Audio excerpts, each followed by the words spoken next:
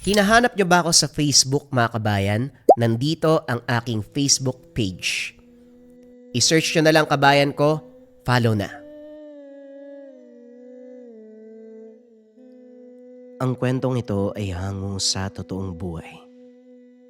Mula ito sa isa nating kabayan na itago na lamang natin sa pangalang Tonyo. Taong 1977, Negros. Bandang hapon nang mataranta si Manong Sammy, pagbukas ng pintuan bumungad ang aso. Normal ang laki subalit hindi ang itsura at kilos. Masyadong agresibo, nanlilisik ang mga mata. Nakatayo ang buntot, hindi makapaghintay na kumagat.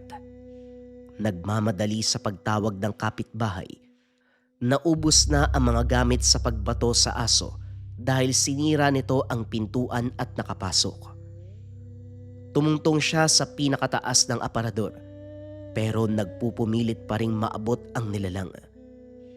Saka lang ito umalis nang marinig ang ingay ng mga kapitbahay. Hinahabol na pala ito dahil ng biktima ng kambing. Kagad nagtungo sa likod ng bahay si Manong Sammy. Ganun na lamang ang panlulumo dahil dinali rin ang dalawang alaga. Nakatihaya ang mga kambing. Wala ng dugo. Gutay-gutay ang lamang loob. Nakiusyoso sa kaganapan sa kabila. Ganon din ang nangyari. Inubos ang alaga. Nagkagulo ang mga tao. Maraming nagsasabi na hindi ito ordinaryong aso. Hindi rin asong buwang. Para sa kanila isa itong nilalang. Yun din ang palagay ni Manong Sammy. Ang itsura ng nilalang. Maliit ang mga paa sa unahan kumpara sa likuran na sa unang tingin aakalain mong nakaliyad. Ang hindi lang lubos maisip ng matanda, bakit kinakailangan itong pumasok sa kanyang tahanan? Manong Sammy, pumasok daw sa bahay niyo yung nilalang ha. Hindi naman po kayo nasaktan? Lokong aswang yan. Matapos ang kambing, gusto pang dumali ng tao. Delikado na talaga yung panahon ngayon no? Oo, medyo nasa probinsya tayo pero malapit na sa syudad. Magkakadikit pa yung mga bahay dito. Nakalusot pa din yung nilalang na yan. Wika ni Tonyo. Ang binatang nagsisimulang magnegosyo pero kinain ng nilalang ang mga kambing. Akala ko nga mamamatay na ako eh. Mabuti na lang alis to yung mga kapitbahay natin. Kung hindi malamang tinutunaw na ako sa tiyan nun. Sobrang bangis. Sa ilang dekada kong paninirahan dito sa atin, ngayon pa lang ako nakasalamuhan ng ganong nilalang. Talagang nagpakita sa akin ng harapan. Dati sa kwento ko lang naririnig yan eh. Tugon ni Manong Sammy. Ililibing ko po yung mga kambing. Hindi yung po ba isasabay yun sa inyo? Wala eh. Pati puhunan ko lubog. Kapag talaga nakita ko yung nilalang na yan, hindi ako magdadalawang isip na patayin yan. Sumama si Manong Sammy sa binata para sa libing. Dinala ang mga kambing sa bakanting lote sa may boundary ng bayan. Sinimula ng paghukay pero iba yung pag-iingat dahil kakatapos lang manalasa ng sigbin. Bantay sarado ang paligid na kahit kaunting kaluskos sa tabi ay susuriin. Sa sandaling nailibing na ang mga alaga, narinig ni Manong Sammy ang angil. Kaparehong tunog na nagmula sa nilalang. Kahit si Tonyo, dumampot ng patalim sa magkabilang kamay. Sinundan ng tingin ng bawat galaw sa unahan. Merong makapal na talahib kung saan may nakatagong hindi pa malaman. Si Tonyo ang nagpresentang lumapit. Maingat na humakbang, subalit natigilan ng masilayan ang kakaibang halimaw. Manong, nakikita niyo ba yung nakikita ko? Anong klaseng nilalang yan? Naningkit ang mga mata ni Manong Sammy para aninagin ang itsura ng halimaw. Hindi ito kalakian. Patpati ng katawan na parabang dinikitan ng balat ang mga buto. Napakatalas na mga pangil. Nanlilisik ang mga mata, matingkad ang mga tenga, matulis ang mga kuko. Mukhang nakakatakot subalit walang maramdaman na banta si Manong Sammy at Tonyo. Hindi nagpakita ng pagiging agresibo. Tumingin sa kanila. Maya-maya pa dahan-dahang umatras at naglaho. Nagkatinginan sina Manong Sammy at Tonyo. Ito ang unang pagkakataon na nakakita ng ganong klaseng nilalang. Matapos ang insidente hindi magawang makampante ni Manong Sammy, ilang ulit sinuri ang trangkahan ng tahanan. Nang hindi pa rin mapakali sa ideya na baka biglang sumulpot ang nilalang, bumili ng mas matibay na materyales, pinagawa ang pintuan at mga bintana, maging ang marurupok na dingding ay pinapalitan. Sa gabi hindi magawang matulog, binabagabag pa rin ang isipin ukol sa nilalang. Hindi siya nag-iisa dahil si Tonyo sa kabilang banda, nasisipat sa labas. Iniilawan ang paligid lalo na ang may mayayabong nalaman. Kahit ang mga puno sa tabi ay sinuri na rin. Silong na mga kapitbahay, lahat-lahat ay sinuri. Tonyo, akala ko ako lang ang napapraning sa kaganapan, ikaw din pala. Wika ni Manong Sammy, nilapitan ng binata. Ito nga rin po hindi ako makatulog. Ang sabi ng isip ko magbantay. Nasasaktan lang talaga ako sa ginawa ng nilalang na yan sa mga alaga ko. Isipin nyo bagong bili yun Para sana gawing negosyo pero kinabukasan nadali ng nilalang. Wala talagang takot yun Tirik pa ang araw pero lumulusob. Kahit ako man nasasayangan Yun na nga lang yung alaga ko, dinali pa. Total nagbabantay ka naman, sasama na ako. Sandali, kukuha ko ng itak sa kapang-ilaw. Sabay na naglibot ang dalawa. Sa paglalim ng gabi, napagpasyahang tumambay sa likod bahay. Nag-usap habang tumatagay. Makaraan ang ilang sandali. Natigilan ng makarinig ng kaluskos. Walang tigil na pagkalmot ng yero. Mabagal at mahina, subalit sapat para mapansin. Napagtanto na nasa malapitan ang tunog. Alisto ang dalawa. Muling naglibot para maghanap. Maya-maya pa natunton ang kinalalagyan ng nilalang. Maingat na inaalis ang bakod sa yero sa babuyan. Mga biik ang naroon. Mahimbing ang pagtulog. Malayo ang tahanan ng may-ari. Walang malapit na bahay kaya wala ding nakapansin. Pinagmasdan nilang mabuti ang galaw hanggang sa naitumba na ang biik. Lalapit sana si Manong Sammy para sumaklolo pero nagulat nang makarinig ng putok ng baril. Sunod-sunod na putok ang pinakawala ni Tonyo. Nataranta sa pagtakas ang nilalang. Gayunpaman, halos maubos ang biik sa loob ng ilang segundo na pagsalakay. Hindi mo naman sinabing may dala ka na ganyan. Nakakagulat ka. Tignan mo doon sa bandang yung dumaan ng nilalang. Pupuntahan ko lang ang may-ari ng baboy. Sa gabing ito, nagulantang na naman ang mamamayan sa lugar. Dumating ang kapitan at mga tanod para mag-imbestiga. Pare-pareho ang tumatakbong salarin sa utak. Kahit ang kapitan, naniniwala na nilalang ang nasa likod ng kaganapan. Ilang beses na rin ang inkwentro. Hinikayat ang lahat na mag-ingat. Pinakalat ang mga tanod sa paligid. Mabuti na lang napansin nyo, Manong Sammy. Tonyo, kinakailangan natin ng katulad nyo na alisto. Kaya kung papayag kayo, pwede ko kayong bigyan ng trabaho. Parang tanod lang magbabantay sa lugar. Mag-ingat ka dyan sa pistola mo, Tonyo. Mahirap na baka tao ang mabaril mo. Manong Sammy, may karanasan na rin kayo sa pakikipaglaban sa mabangis na hayop, katulad ng nangyari noon. Asahan po kita. Wag na po natin pag-usapan yon. Nagkataon lang naman at saka, malakas ang kapit ko sa amang Maylika. Yung tungkol naman sa nilalang, nagkasundo kami ni Tonyo na magbabantay dito sa amin Kaya hindi nyo na po kailangan magsabi.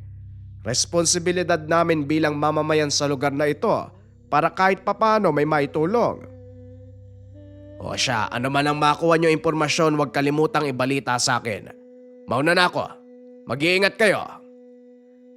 Hinatid ng tanaw ang kapitan. Maya-maya pa hindi naiwasang tumalak ni Tonyo. Tignan mo yan, oh.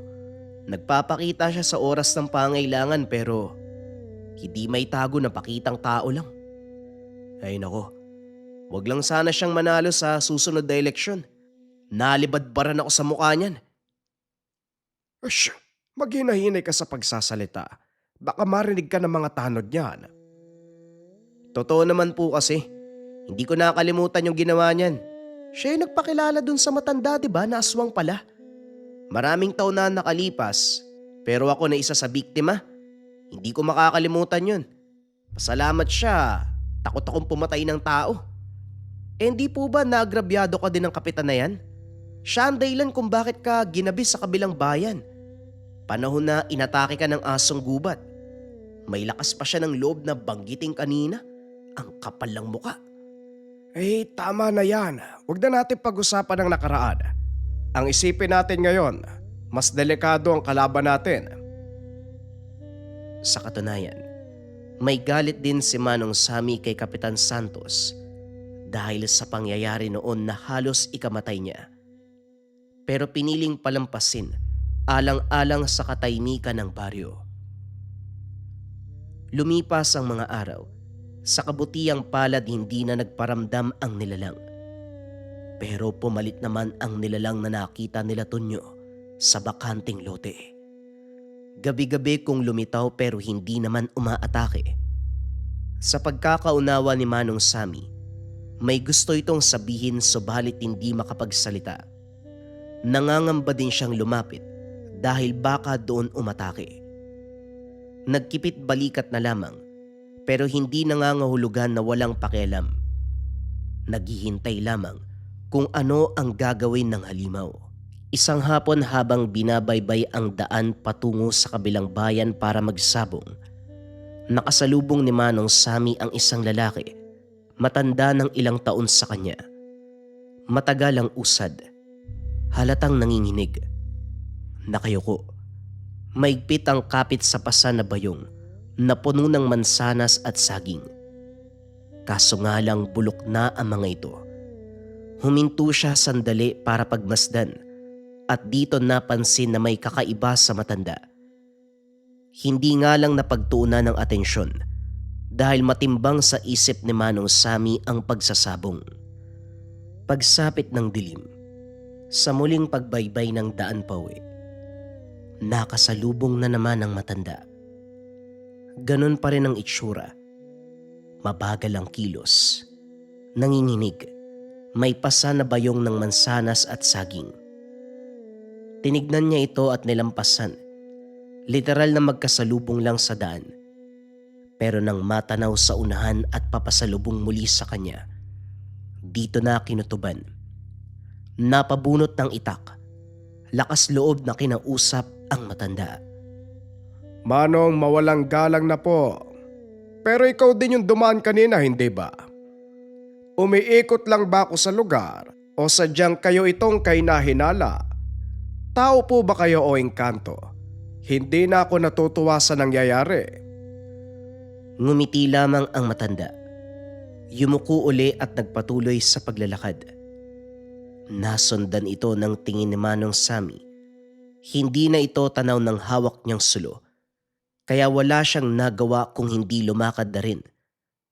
Kaso nga lang, ika-4 na pagkakataon, nakita na naman ang matanda. Hinarangan at pinilit magsalita.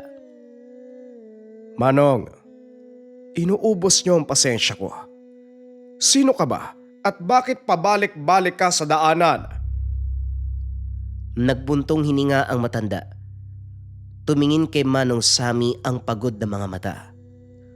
Tawagin mo ko sa pangalang Cardo. Nakatira ako sa lugar na ito. Naroon ang bahay ko. Tama ka. Ilang beses na akong dumaan. Yun naman ang palagi kong ginagawa. Anong paanong pabalik-balik ka ng daanan?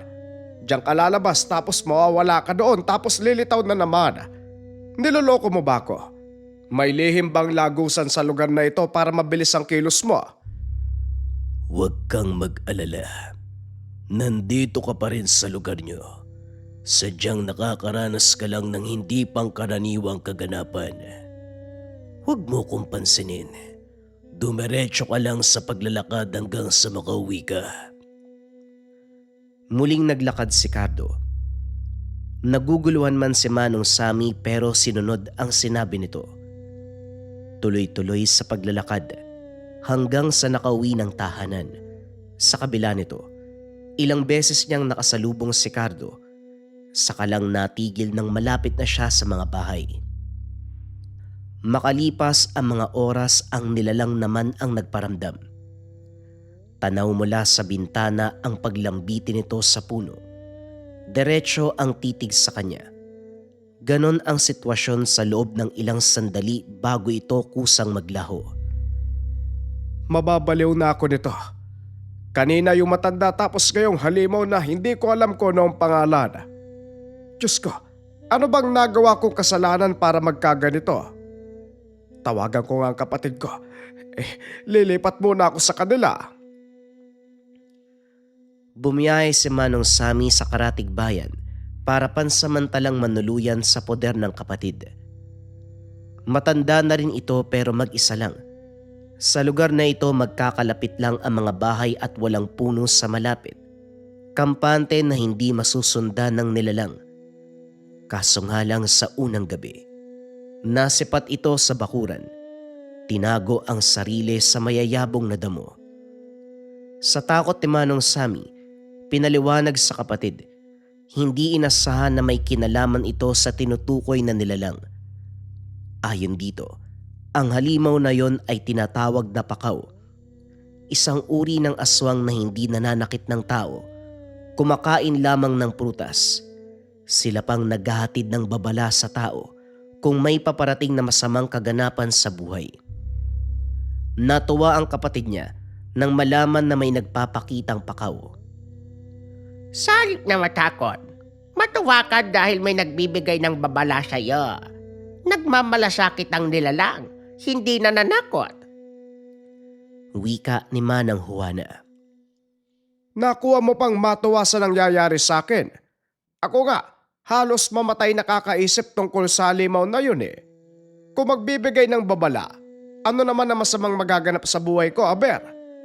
Ay hindi ko rin alam. Subukan mo kayang tanungin ng pakaw para magkaidiya tayo. Tumigil ka, tinatakot mo lang ako eh. Ikaw kaya yung kumausap sa isang nilalang na... Ay nako, maisip ko palang kinikilabutan na ako kaagad eh. Pero pwedeng maging kaibigan ng isang pakaw. Subukan mong makipagmabutihan. Ay malay natin. Ikaw talaga walang ibang alam ko hindi Mang Ines ano.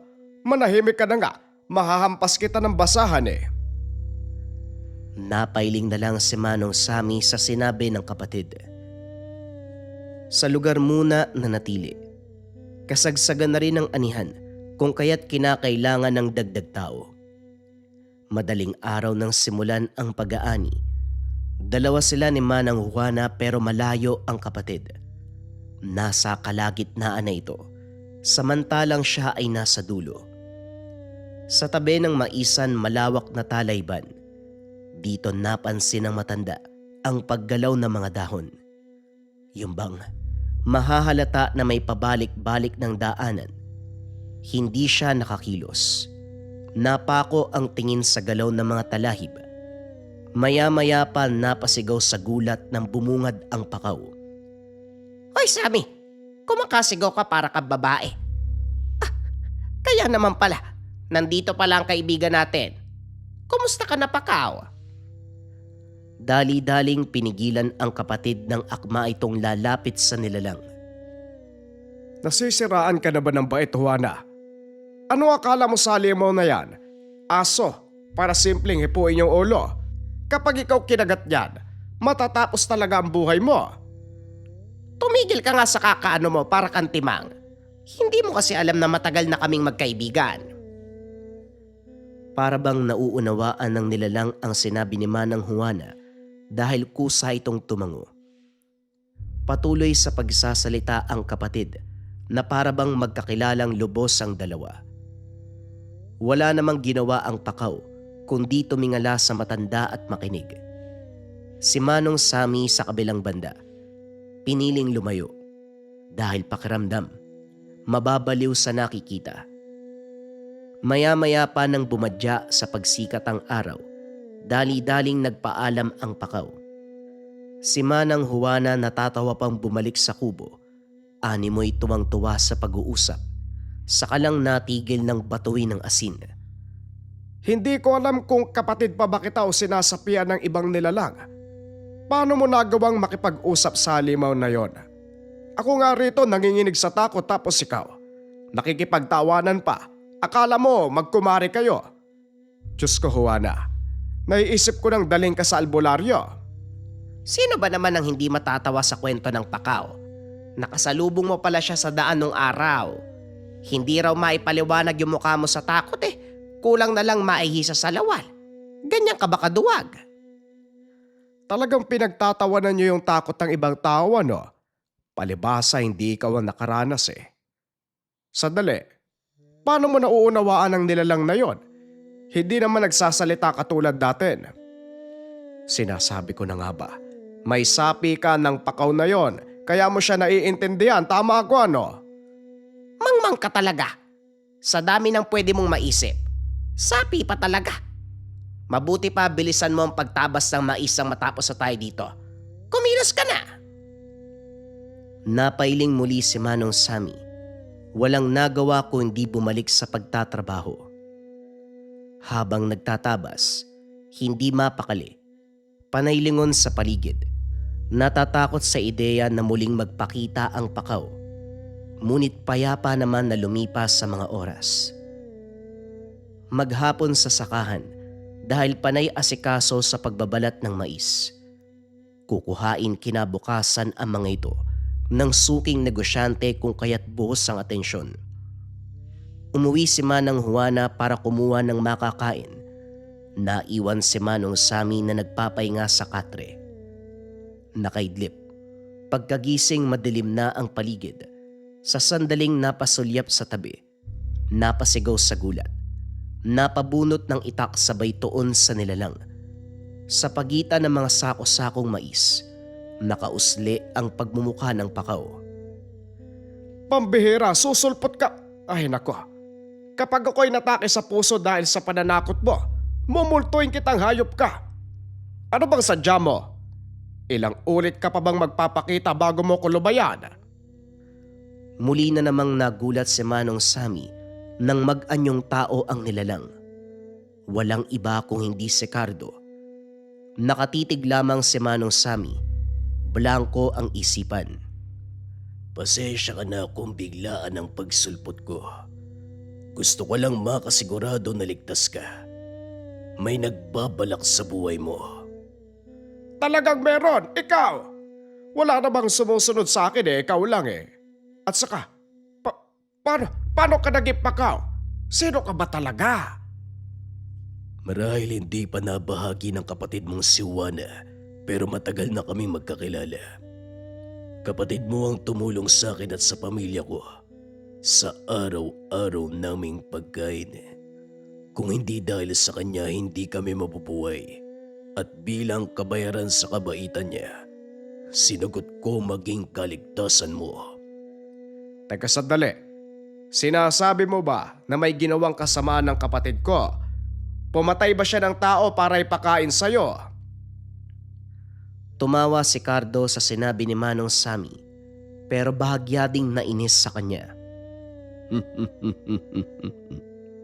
Huwag kang mag-alala. Hindi kami katulad ng nakasanayan yung aswang. Hindi kami ang uri na kumakain ng laman ng tao o hayop. Ang tawag ng sikmura namin ay prutas. Kaya kung mapapansin mo nung nagkasalubong tayo, yon ang aking mga dala. Lahat ng yon ay galing sa kapatid mong si Juana. Napabuntong hininga si Manong Sammy. Napatitig sa matanda. Hindi mawari kung paniniwalaan ang narinig. Natagpuan na lang din ang sariling tinataboy ito. Tinaga ng tinaga ang direksyon kahit hindi natatamaan. Kaso nga lang hindi nadaan sa sindak. Umiiling ito sabay tawa ng mahina. Sa huli, si Manong Sammy pa ang lalong nainis. Maya-maya pa nagpaalam na din ito. Pero bago yon nag-iwan ng babala. Iwasan mo ang kapitan. Siya ang posibleng ikapahamak mo. Ano man ang koneksyon mo sa kanya ay maiging putulin na. Hindi maganda ang impluwensya niya. Talagang hindi. Hindi magandang impluwensya. Marami siyang tinatagong Tignan mo to, nagsasalita pa ako, hindi mo na nakinig. Mabuti na rin yan, lumayas ka dito. Naalibadbaran ako sa mukha mo. At mabuti nandito ka na, Juana. Nalipasan na ako dahil sa tagal mo. Isinantabi ng matanda ang nangyari. Nilantakan ng dalang baon ng kapatid. Tuluyan ding nalimutan dahil pagkatapos ng hapunan, tinapos ang gawain at saka umuwi. Maaga ring kinabukasan at ginulat ng malaman na si Kapitan Santos ang aangkat sa produktong mais. Magiliw itong kinausap ni Manang Juana pero iba ang pakiramdam ni Manong Sammy. Sumagi bigla ang sinabi ni Cardo. Walang ginawa ngayon kundi lihim na pinagmasdan ang kilos ng kapitan. Hindi lingid sa kalaman ng tinatago nitong katauhan. Nanlalamang sa kapwa, may ugaling mas masahol pa sa hayop. Nagagawa lang itago upang maging mabango ang pangalan sa mga tao. Pagkatapos magkasundo sa presyo, kinarga ng mga tauhan ang sako-sakong mais. Kumaway at ngumiti sa kanya ang kapitan bilang tanda ng pagpapaalam. Kumaway din siya bilang respeto. Binayaran ka naman siguro ng tama ano? Magkano ba na pag-usapan nyo? Maayos naman siyang magbayad, wala kang dapat ipag-alala. Pero, mga taong kagaya niya, mahirap pakisamahan. Isang mali lang pwede ka nang ipatumba. Bakit?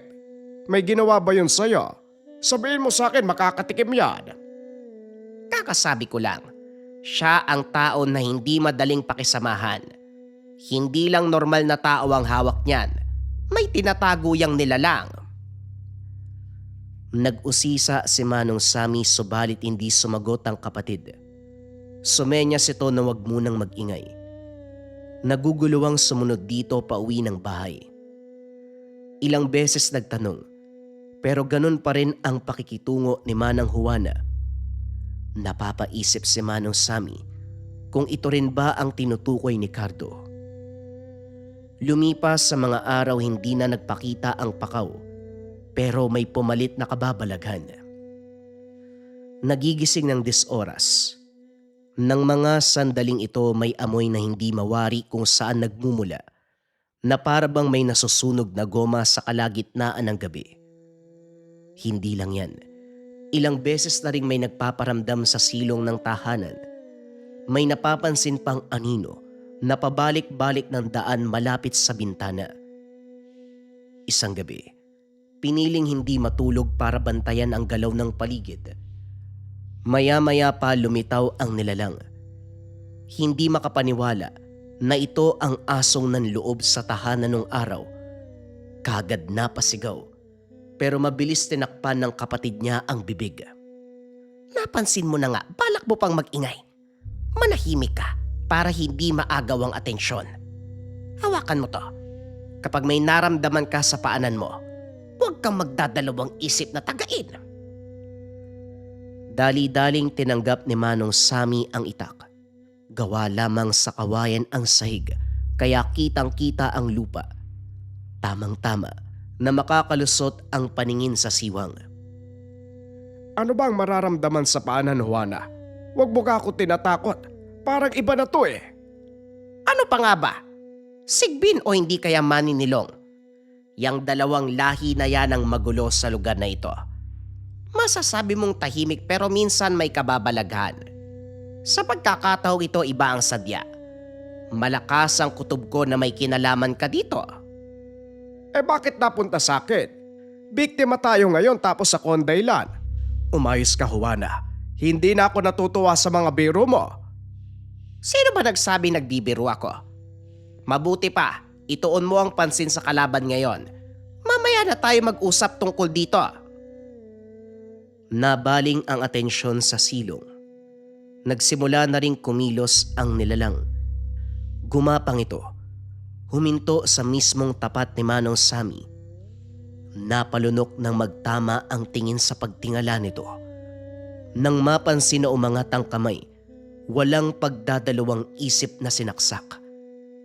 Napakalakas ang sigaw, subalit sila lamang ni Manang Juana ang nakarinig. Nanginginig na tinitigan ni Manong Sammy ang patalim. May mantsa ng dugo ng sigbin. Kakaiba ang kulay, itim na may halong berde. Malagkit, matapang ang amoy. Dali-dali naman itong kinuha ni Manang Juana at binalot ng tela. Tinalian pa ito ng lubid na nakababad ng langis. Nakaalis na ang nilalang. Hindi natin pwedeng habulin dahil kapag nangyari, tayo ang madadali. Hayaan natin siya makauwi para naman ibalita sa kinikilalang amo nangyari. Itong itak na may dugo, dadalhin ko kay Cardo para makilala niya kung sino yon. Dito lang natauan si Manong Sammy nang marinig ang pangalan ni Cardo. Sabihin mo nga, sino ba ang Cardo na yan? Bakit ba may kaibigang aswang? Nahihibang ka na ba? Wala ka na bang magawa sa buhay kaya pati halimaw kinaibigan mo? Ay, huwag ka magsalita na parang hindi ka nakikinabang. Nung araw na sinalakay ka ng asong gubat at baboy ramo sa kabundukan, sa tingin mo ba, tapang mo ang dahilan kaya ka nakaligtas? Pinasundan kita kay Cardo nung nalaman kong inutusan ka ni Kapitan Santos. Palihim siyang kumilos para makaligtas ka. Natahimik si Manong Sammy. Ngayon lang napagtanto ang nangyari noon. Nagulat din siya kung paanong nagwala ang asong gubat at mabangis na baboy ramo. Nagkaroon ng sugat gayon, hindi naman tumama ang paghataw niya ng itak. Sa katotohanan ito, nakaramdam ng hiya sa lahat ng sinabi at pakikitungo sa matanda. Kagaya ng napag-usapan, dinala ni Manang Juana ang itak sa tahanan ni Cardo. Hindi naman mapakali si Manong Sammy dahil kumpleto ang pamilya ng matanda. Mga pakaw na katulad niya. Ordinaryong tao sa unang tingin, pero kung pagmamasdang maigi sa mahabang oras ang mga itsura, masasabing kay nahinala. Kaso nga lang, ubod ng bait. Hindi kilala ang manakit. Nag-alok pa ng pagkain pero hindi nag-abala si Manong Sammy. Para sa kanya, wala pa rin itong pinagkaiba sa isang halimaw. Hinawakan lamang ni Cardo ang itak sabay pikit. Makaraan ng ilang sandali ay nagsalita ito. Si Kapitan Santos, sa kanya ang sigbi na yan. Siya rin ang sumalakay sa'yo sa tahanan mo, Sammy. Sinasabi ko na nga ba, sa dami ng tinatago ng kapitan na yan, pati pag-aalaga ng sigbin hindi pinalagpas. Hindi ito nagkataon lang dahil ang sigbi na yon, pinasa na ng ilang henerasyon na angkan.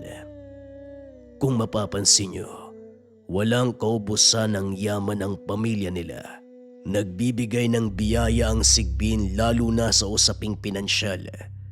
Basta nagagawa din ng kanilang amo ang mga kagustuhan nito, lalo na ang pagkain. Kilala mga sigbin na uling lamang ang pagkain nila. Pero nakadepende pa rin ito sa mga sigbinan, ang kanilang mga amo. Nag-iiba ang pag-uugali ng sigbin. Depende kung gaano kahayok ang kanilang pinuno. Gulat na gulat si Manong Sammy. Alam niya ang tungkol sa iligal na gawain ng kapitan, pero hindi lubos maisip na maging kababalaghan ay pinasok nito. Ano ang sadya ng sigbin sa kapatid ko? Malalaman mo ba, Cardo? Hindi ko malalaman ang eksaktong dahilan sa pamamagitan lamang ng ritual. Ang dapat dito kumprontahin ng kapitan. Alam kong imposibleng mapaamin, pero wag tayong lumaban gamit ang das. Hamunin ang sigbin, paslangin. Nababaliw na ba kayong dalawa? Kay kapitan pa nga lang hindi na tayo makalusot sa sigbin pa kaya. Swerte lang na tinamaan ko kagabi. Pero hindi na yun mauulit. Matatandaan yun ng sigbin at sigurado ko hindi na yun babalik. Tama ka. Hindi babalik ang nilalang sa lugar na minsan siyang tinamaan ng atake. Pero sa kasong ito iba. Iba ang ugali ng sigbin na yan. Masyadong hayok. Kaya mag-iingat ka, Sami. Ako na naman, Sosman Joseph. Sisihin nyo na ako sa ibang bagay, wag lang yan. Sigbin ay nako. Tumabi si Manong Sami para lumanghap ng hangin. Hindi na kaya pang makinig sa pag-uusap ng kapatid at ni Cardo. Pakiramdam niya, lalo lang siyang inilalagay sa alanganin ng mga ito. Kaso nga lang habang nagpapakalma, may nakita siyang ulo sa bandang malayo na kaagad ding umalis. Napansin ito ng anak ni Mang Cardo. Dali-daling nilapitan ng tatay. Doon naunawaan ni Manong Sami na isa itong banta. Pinauwi muna sila ni Cardo at ang mga anak nito ang humabol sa taong yun. Nag-antay sila ng balita pero walang narinig mula kay Cardo. Umabot na rin sa araw na kinakailangang bumalik ni Manong Sami sa kanila. Pagdating ng tahanan, si Tonyo kagad ang sumalubong. Maraming kwento ang binata. Habang wala siya sa bahay, may umaaligid na nilalang. Nung una hindi sigurado si Tonyo kung ano. Pero habang tumatagal sa pagbabantay, malinaw na isa itong sigbin. May mga gabi pa nga po na akala ko nakauwi ka na. Parang may tao sa loob. Nagpasama ako sa mga kaibigan ko para sumilip. Wala namang tao. Tapos ang kasunod dyan, nagpapakita yung sigbin eh. Umiikot dyan sa likod tapos sumisilip sa kulungan ng kambing. Iba talaga ang kutob ko. Parang may sadya po sa inyo. Sa pagsapit ng gabi, hindi na iwasang magpasama kay Tonyo. Hindi nga nagtagal, nagparamdam ang nilalang. Kaso sa puntong ito, mapapansin na nanghihina. Bulong pa ni Tonyo, ngayon lang nakita na mabagal ang kilos nito. Manong, parang pagkakataon na yata natin para gumanti sa sigbin na yan ah. May dala ako dito. Walang problema kung magpaputok tayo. May abiso naman mula kay Kapitan eh. Kapitan, teka, sandali wag muna. Antayin natin kung anong gagawin yan. Doon tayo kikilos. Manong, bakit mag-aantay pa tayo kung pwede na nating... Napalingon si Manong Sami sa tinititigan ng binata. Maging siya ay nanginig. Naroon na ang sigbin. Hindi napansin kung paanong natanggal ang bintana at hindi rin maipaliwanag kung paanong pumantay ang mukha ng nilalang sa taas nito. Bago pa may makakilos, hinatak palabas si Manong Sami. Palahaw na napasigaw matapos tumama ang katawan sa kumpol ng mga bato. Pagtingin papasugod na ang halimaw, gusto mang iligtas ang sarili pero hindi na kaya pang umilag. Napapikit na lamang. Nag-aantay kung kailan tatamaan pero nagulat nang may umangil bigla. Hindi ito ang sigbin. Dali-daling inabot ni Manong Sami ang kamay ni Tonyo para alalayan siya pabalik ng tahanan. Sinamantala ang pagkakataon habang nagtutuos ang dalawang halimaw. Nang aninaging mabuti ang kalaban ng sigbin, hindi makapaniwala na ito ang pakaw. Pinanood ang kaganapan kaso habang tumatagal, para bang naghihilahan ang mga ito patungo sa malayong lugar. Biglang nawala. Natahimik bigla. Nagantay sila Tonyo ng senyales, pero sumikat na lang ang araw, hindi na nagilap. Kinabukasan pinunta ng bahay ni Kapitan Santos para magmasid-masid.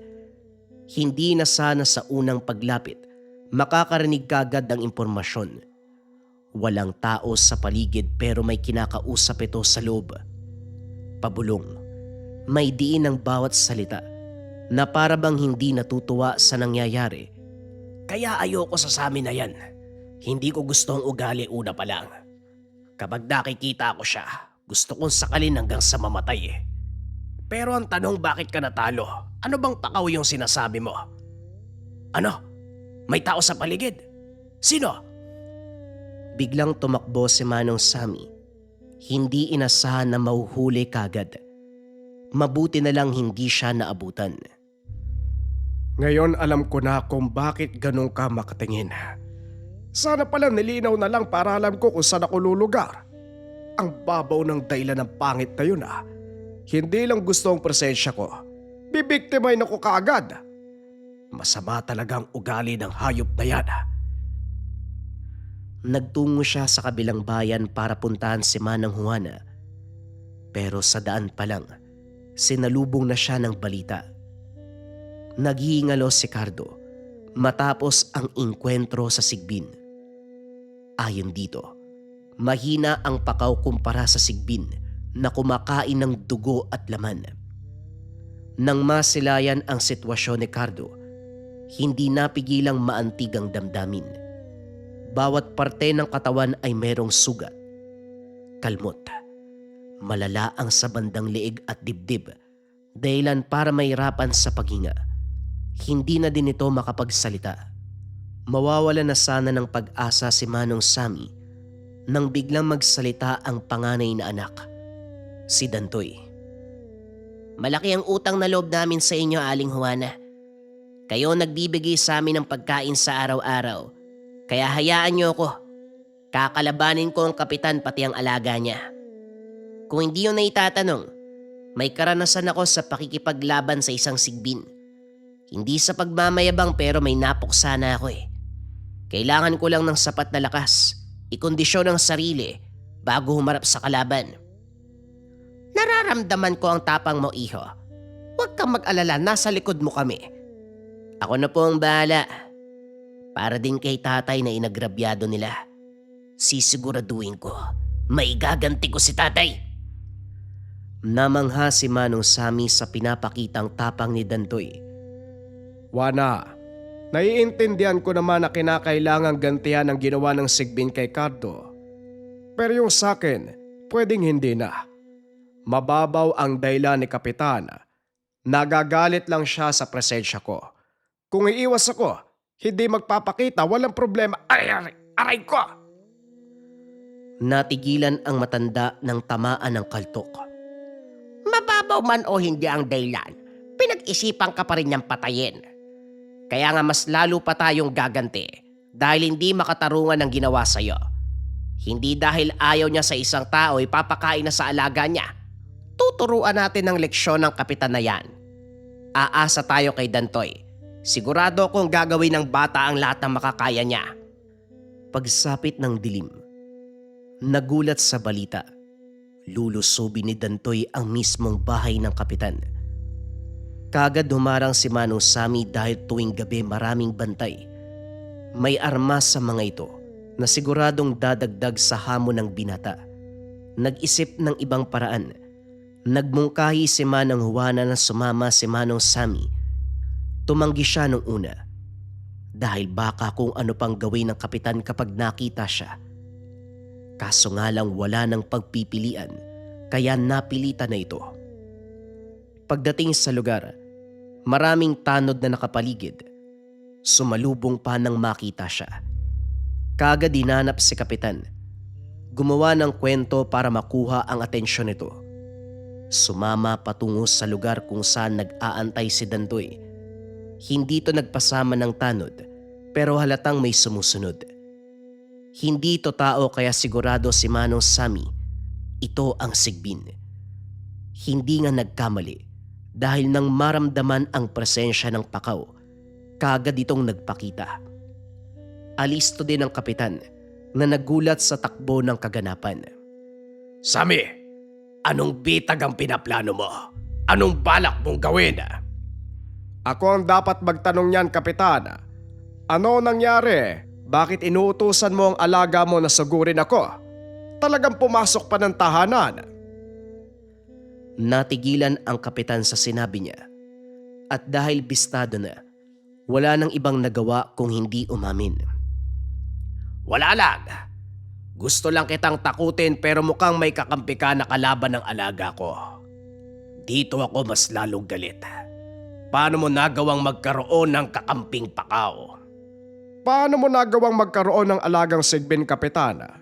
Sa nalalaman ko, mula pa yan sa mga ninuno. Ilang henerasyon na ang dumaan at yan na nagdadala ng swerte sa pamilya mo. Akalain mo yon, umaasa ka pala sa swerte mula sa nilalang. Manahimik ka, tanda. Baka nakakalimutan mong kapitan ako. Pwede kitang gawa ng kwento at iparesto. Kung magagawa mo. Sige, Dantoy, ano pang inaantay mo? Lumitaw si Dantoy sa anyo ng isang pakaw. Unang dinagit ang armas na bitbit ng kapitan. Nag-iwan ito ng sugat sa braso. Kasunod ay binalingan ng pansin ang Sigbin. Habang naglalaban ang mga nilalang, lumapit si Mang Sami sa kapitan na hindi magkamayaw sa pag-inda ng sugat. Kailangan mo ba ng tulong, Kapitan? Dakuan lala ng sugat po, pati yata buto nadaplisan. Sinamantala ang pagkakataon. Inapakan ang kamay nito, dahilan para lalong mapasigaw. Hindi lang yan, nilabas ang kinikimkim na galit. Sinuntok ng sinuntok hanggang sa mawalan ng malay. Tinawanan nitong nakandusay sa tabi. Wala ka rin pala eh. Matapang ka lang kapag may hawak ang armas at kapag kasama yung Sigbin. Nasa na ba yon? Tinignan ng lugar. Hindi makapaniwala sa takbo ng kaganapan. Nagulat sa galaw ni Dantoy. Hindi akalain na biyasa sa pakikipaglaban. Ginawang laruan ng Sigbin. Paulit-ulit na binalibag. Hinahambalos sa lupa. At hindi naglaon binalian ng leeg. Sa pag-ikot pa'y napugot ang ulo. Kagad ding bumalik sa anyong tao. Pasuray-suray hanggang sa bumagsak.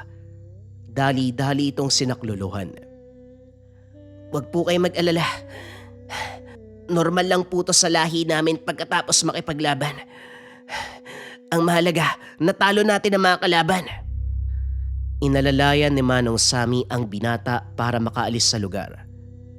Mangangamba na sana pero nilinaw ni Dantoy, meron siyang inilagay sa kapitan na sa oras na magising, hindi na maaalala ang mga kaganapan. Nagkatotoo dahil paglipas ng ilang araw, nang mabalitaan ang paglabas ng ospital ni Kapitan Santos, wala itong maalala na inkwentro. Maging ang pagkakaroon ng alaga ay nakalimutan na rin na para bang burado ang lahat ng alaala. Hindi na rin nakabalik sa panunungkulan dahil baldado na ang kalahating katawan. Ito ay dahil sa epekto ng sugat mula sa isang kataw. Masama mang matuwa sa paghihirap ng iba, pero hindi maiwasang matuwa ni Manong Sami. Sa kabilang banda, nakahinga ang pamilya ni Cardo nang gumaling ito. Lakas mula sa kadugo ang ginamit na gamot. At dahil tapos na ang problema sa kapitan at Sigbin, binuhos ni Manong Sami ang oras sa pagtatanim ng saging. Ang kalahati ng sakahan, pinagtaniman lahat para sa pamilya ni Cardo. Tuwing hapon na rin kung dumayo sa karatig bayan na dagsaan ng mga prutas. Nag-aangkat ng mansanas para hindi na maubusan sa araw-araw. Sa paglipas ng panahon, hindi na malaya ni Manong Sami na naging parte na ng buhay ang pamilya ng Pakaw. Bilang ganti naman sa pagpapakain, tumutulong sa sakahan, nagbibigay ng proteksyon sa kanila sa lahat ng aspeto. Hindi lamang sa aspeto ng mga magnanakaw o pisikal na problema, hanggang sa usapin kapag merong nanggagambalang hindi normal sa kanilang lugar. Palaging nakabantay, palaging nakaalalay ang nilalang, nakilala sa katawagan na pakaw, ang isang uri ng aswang na ang paboritong pagkain ay prutas. Top 5 items na kailangan mo sa Lika Merchandise ngayong 2026. Simulan natin kaagad sa number 1. Number 1, Gunita Bracelet for Good Health Bracelet. Yung energy and vibration na ina-attract ng ating Gunita Bracelet ay nakakatulong sa pagpapaganda ng kalusugan. Laging tandaan mga kabayan, para saan ang ating mga swerte, kayamanan, kung hindi maganda ang ating kalusugan. Kung ang priority mo ay magandang kalusugan, energy and vibration na ina-attract, dito ka sa ating Gunita Bracelets. Number 2, ang ating Gintong Gabay o Gabay Medallion Ethnic Version. Pareho lamang ng bisa to mga kabayan, sa designs lamang siya nagkaiba. Ito Gintong Gabay, ito naman ethnic yung approach. Ang bisa nito mga kabayan ay pampaswerte at gabay sa career, health, love life, and finance. Kung nangangailangan ka ng swerte at gabay sa 4 na aspeto ng buhay ngayon 2026, kung kailangan mo ng guidance sa araw-araw ngayon 2026, dito ka sa top 1 necklace natin, ang Gabay Medallion pangkalahatan. Pili ka na lang ng designs kabayan ko. Number 3, syempre hindi mawawala ang depensa spiritual mga kabayan. Meron tayong kalusugan at gabay sa araw-araw pero kailangan din natin ng depensa spiritual. Kontra sa lahat ng negative energy, kontra kulam, barang, tigalpo, palipadhangin, usog o kahit anong masamang uri ng sumpa. Ito ang Maracuyo Bracelets mga kabayan. Nandito din yung tinatawag nating rebuelta or sumbalik. Kung ano man yung sumpa na ibinigay sa inyo, ibabalik doon sa taong nagbigay. Kaya sobrang trending ng ating Maracuyo. May 4 na kulay kang pagpipilian. Pwede tong lava na may gintong San Benito, pwede tong white na may gintong San Benito, pwede tong brown na ethnic version at black na ethnic version. Pili ka na lang, kabayan ko.